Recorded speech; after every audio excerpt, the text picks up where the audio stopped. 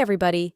In today's video, I'll guide you on how to change only your home screen wallpaper on iPhone. So, let's dive right in. Sometimes, iOS sets both your lock screen and home screen wallpaper as a pair. But if you want to change only your home screen wallpaper and keep your lock screen as it is, here's what you do. Simply long press on your lock screen or your notifications panel. Then, tap on Customize. You'll see options for both lock screen and home screen. Select Home Screen. Now tap on Photos at the bottom. Choose the photo you want for your home screen and tap Done. Once done, tap Done again. Next time you unlock your phone, you'll see your new home screen wallpaper, while your lock screen remains unchanged. And there you have it. That's how you can change only the home screen wallpaper on iPhone.